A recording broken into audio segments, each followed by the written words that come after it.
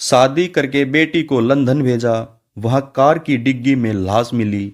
लड़का बिन देखे रिश्ता किया, हर्षिता ने कहा था वो मुझे मार देगा। ये एक सत्य घटना है। जो भी हमारे दोस्त चैनल पर नए हैं, चैनल को लाइक शेयर और सब्सक्राइब जरूर कर लें। कमेंट में ये बताएं आपको वीडियो कैसी लगी।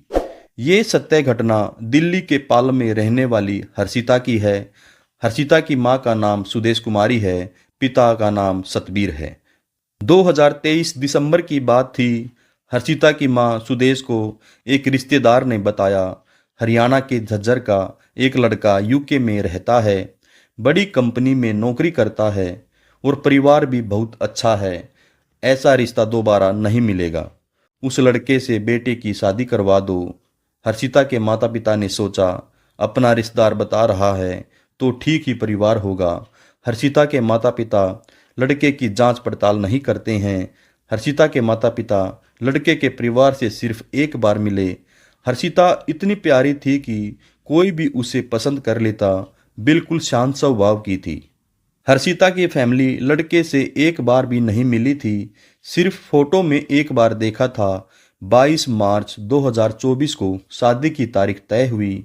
लड़का एक दिन पहले यूके से इंडिया आया। दिल्ली एयरपोर्ट पर हर्षिता की फैमिली माता पिता 5 मिनट के लिए लड़के से मिले। शादी के बाद हर्षिता विदा होकर अपने ससुराल चली गई। करीब 10 दिन वहां रही। सब कुछ अच्छा दिख रहा था। पंकज तो शादी के 3 दिन बाद ही यूके चला गया था। 20 दिन बाद हर्षिता का यूके जाने का प्लान बन गया। हर्षिता के माता पिता को क्या पता था, वो अपनी बेटी को आखिरी बार देख रहे हैं। उनकी बेटी वापस कभी नहीं आएगी। हर्षिता के पति पंकज का कहना था, हर्षिता का यूके जाना जरूरी है। हर्षिता की फैमिली को भी ये लगा, दोनों पति पत्नी एक साथ रहेंगे, खुश रहेंगे। यूके जाने के बाद हर्षिता की एक प्राइवेट कंपनी में नौकरी लग गई। यूके में साथ रहने के बाद, एक दूसरे के साथ टाइम गुजारने के बाद एक दिन हर्षिता को पता लगता है उसका पति पंकज गार्ड की नौकरी करता है। जब हर्षिता का रिश्ता हुआ था तो पंकज की फैमिली ने बताया था, पंकज बड़ी कंपनी में नौकरी करता है, किसी बड़े पद पर है। धीरे धीरे पति पत्नी में झगड़ा शुरू हो गया, क्योंकि पंकज के परिवार ने सब कुछ झूठ बोलकर शादी की थी। पंकज हर्षिता के साथ मारपीट करने लगा। पंकज की मारपीट से तंग आकर हर्षिता ने यूके पुलिस में पंकज की एफआईआर दर्ज करवा देती है। पुलिस दोनों को अलग अलग लोकेशन पर रहने को कहती है। दोनों अलग अलग रहने लगते हैं।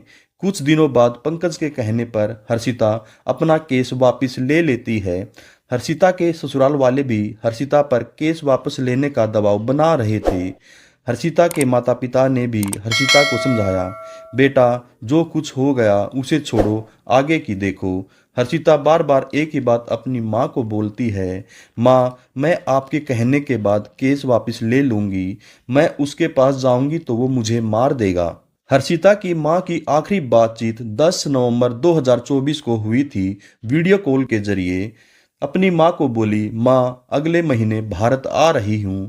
अगले दिन पिता सतबीर ने हर्षिता को मैसेज किया, सब ठीक है बेटा। कई घंटों बाद भी कोई रिप्लाई नहीं आया। कई सारे मैसेज किए तो कोई जवाब नहीं आया। 14 नवंबर को हर्षिता के मामा के दोस्त लंदन में रहते थे, उनसे हर्षिता के माता पिता कांटेक्ट करते हैं, बोलते हैं हमारी बेटी हर्षिता कैसी है, एक बार जाकर देखो। ना तो वो कोई कॉल उठा रही है, ना कोई मैसेज का कोई रिप्लाई कर रही है। हर्षिता के मामा के दोस्त ने पुलिस कंप्लेंट की। पुलिस ने छानबीन शुरू की। 15 नवंबर को पंकज की कार की डिग्गी से लाश मिली। यूके पुलिस ने बताया गला घोटकर हत्या की गई है। हर्षिता की कही बात सच साबित हुई। 10 नवंबर 2024 को पवन ने हर्षिता की गला घोटकर हत्या कर दी। हर्षिता के ससुराल वालों को पूरी घटना के बारे में पता था। मर्डर करने के बाद पंकज यूके छोड़कर इंडिया वापस आ गया। पंकज इंडिया रह रहा है। हर्षिता के माता पिता पुलिस एफआईआर करते हैं, पुलिस को बताते हैं उनकी बेटी की हत्या उसके पति पंकज ने यूके में कर दी। वो यूके से भारत आकर रह रहा है, अब वो इंडिया में है, लेकिन पुलिस पंकज के खिलाफ एक्शन नहीं लेती है। घटना के 3 महीने बाद भी पंकज को न तो लंदन पुलिस पकड़ पाई है और न ही भारत की। जब भी हर्षिता के माता पिता पुलिस के पास जाते हैं तो पुलिस बोल देती है मामला लंदन का है, विदेश में मर्डर हुआ है, हम क्या करें। दोस्तों, पुलिस को कम से कम हर्षिता के ससुराल वालों से पूछताछ तो करनी चाहिए। हर्षिता तो इंडियन है, उसकी पैदाइश भी भारत की है, दिल्ली की नागरिक है, कोई सुनने को तैयार नहीं है।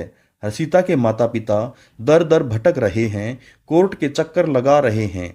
जितनी बार भी हर्षिता की माँ अपनी बेटी की तस्वीर देखती है, फूट फूट कर रोने लगती है, कलेजा फटने को आता है। उन्हें ऐसा लगता है उन्होंने खुद ही अपनी बेटी की हत्या कर दी। बहुत जल्दबाजी में बिना सोचे समझे रिश्तेदार पे विश्वास करके शादी कर दी। हम यही उम्मीद करते हैं हर्षिता और उसके परिवार को जल्द से जल्द न्याय मिले, अपराधी को कड़ी से कड़ी सजा मिले। कहानी सुनाने का उद्देश्य है जिन लोगों को न्याय नहीं मिला उन लोगों के साथ हुए अन्याय को समाज के सामने लाना है। अगर आप सभी को वीडियो अच्छी लगे तो चैनल को सब्सक्राइब, लाइक, कमेंट करना ना भूलें। आपको वीडियो कैसी लगी ये जरूर बताएं। नमस्कार, धन्यवाद, जय हिंद, जय भारत।